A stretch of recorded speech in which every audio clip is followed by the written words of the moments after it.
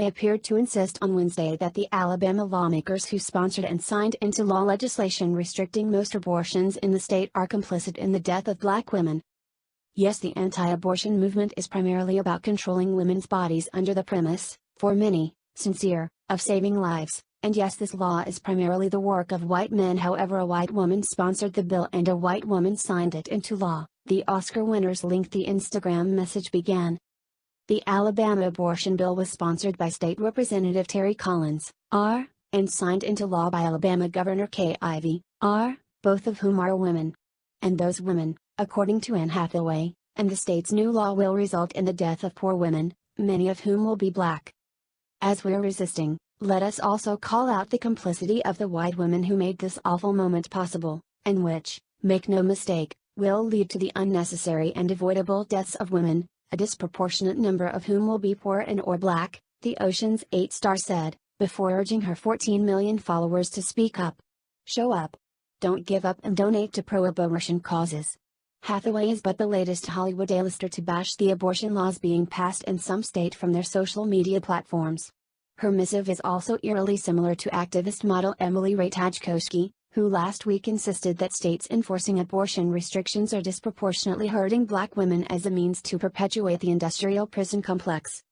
The laws, the most hotly debated being Georgia's and Alabama's, have kicked off boycotts from a handful of Hollywood studios and stars pledging to pull film production projects from the state. This week, Saturday Night Live alum and actor Kristen Wiig announced that she's halting production of her film, Barb and star Go to Vista Del Mar in Georgia. Similarly, J.J. Abrams and Jordan Peele pledged to continue filming their new HBO drama in Georgia but plan to donate profits from the project to pro-abortion causes in the state. Actor-director Ron Howard also threatened to pull his film projects in Georgia if the law is upheld. Another federal judge appointed by Barack Obama has ruled that House Democrats can subpoena President Donald Trump's personal and business finance records, with Wednesday's decision from New York following on the heels of a similar Monday ruling from a court in Washington, D.C. House Democrats are pursuing members of the president's family and private family-owned businesses, demanding banking records and financial statements.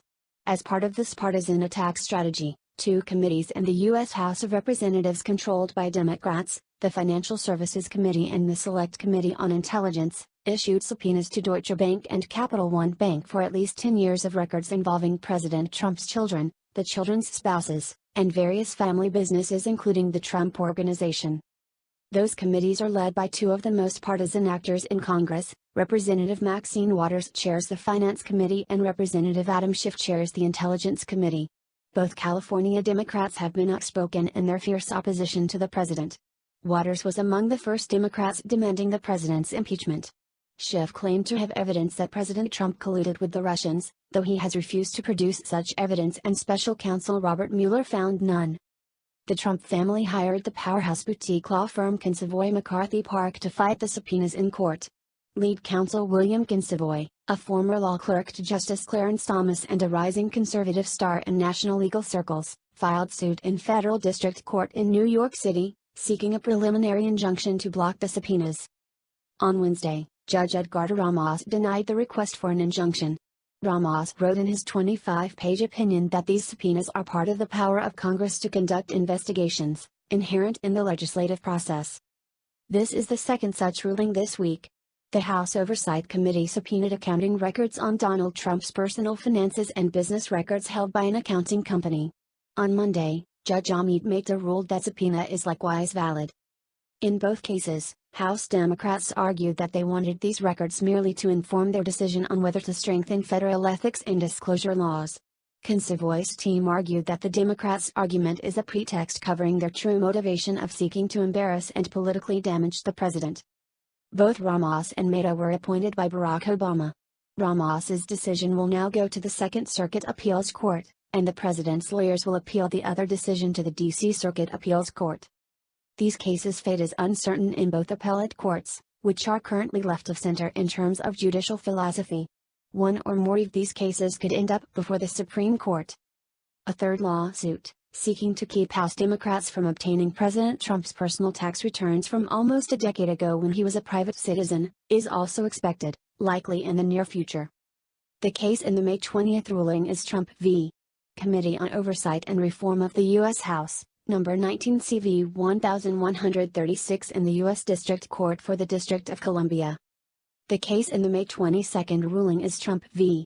Deutsche Bank, number 19 CV 3826 in the U.S. District Court for the Southern District of New York. During an interview broadcast on Wednesday's broadcast of CNN's Cuomo Primetime, Senate Minority Whip Dick Durbin, D.E.L., said there is an obviously strong obstruction of justice case against President Trump.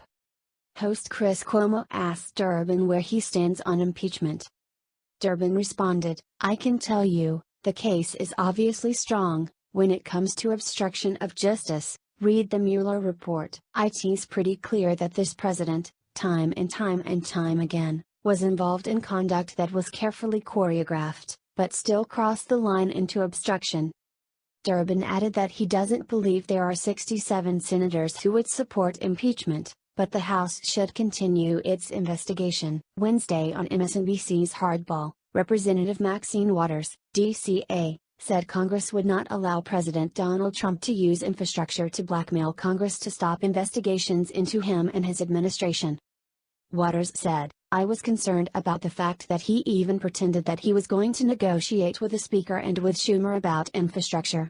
I never trusted him and, of course, it turns out, today he's made up an excuse about why not going to proceed with them on infrastructure and, basically, blackmailing them and talking about if you want to get infrastructure, you got to stop all investigations.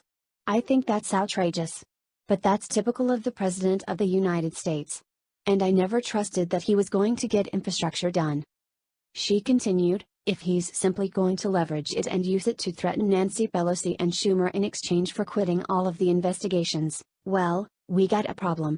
We have a real problem because we're not going to allow him to intimidate or threaten us." Wednesday on CNN's The Lead, Democratic presidential candidate Senator Bernie Sanders, IVT, said it was time for the House Judiciary Committee to begin impeachment proceedings against President Donald Trump. Sanders said, "To be very honest with you, Jake, I am not sure that this president may not want to be impeached. He may think that it works for him politically. I don't know that, but it wouldn't shock me. I think he is a 100% political animal. Doesn't spend a whole lot of time worrying about healthcare or education, certainly not about climate change. So I don't know what goes on in his mind." He added, "But I think if he continues to not understand the Constitution of the United States, the separation of powers, the fact that the Congress has every right to subpoena, and it is the job of the administration to attend the hearings that the Congress is calling, if he doesn't understand that, it may well be time for an impeachment inquiry to begin. Where the Judiciary Committee begins to determine whether or not there are grounds for impeachment." Wednesday on MSNBC's Deadline, White House, host Nicole Wallace said President Donald Trump might be losing it psychologically after House Speaker Nancy Pelosi, DCA, accused him of a cover-up. Wallace said, "Donald Trump's "I don't do cover-ups" is an undeniable echo of Richard Nixon's "I'm not a crook" defense. With the stakes potentially just as high for his presidency." Discussing the Speaker's remarks, Wallace added, "In his mind, he's got some bond with her, whether real or imagined. Where she has good manners, he thinks she treats him with respect. She does treat him with respect. And it really seemed to unravel him psychologically for her to accuse him of a cover-up." First thing this morning, Mark Levin, author of Unfreedom of the Press, described Silicon Valley's dominant progressive ideology as hostile to America's Declaration of Independence and Constitution, offering his analysis of political and partisan censorship deployed by technology companies such as Google, Facebook, and Twitter in a Thursday interview on SiriusXM's Breitbart News Daily with host Alex Marlow. "Why do I think that Silicon Valley is conducting itself the way that it does?" asked Levin. "Because this is the way the progressive left works. They do not tolerate diversity. They do not tolerate independent thinkers. They do not tolerate anyone who opposes their view."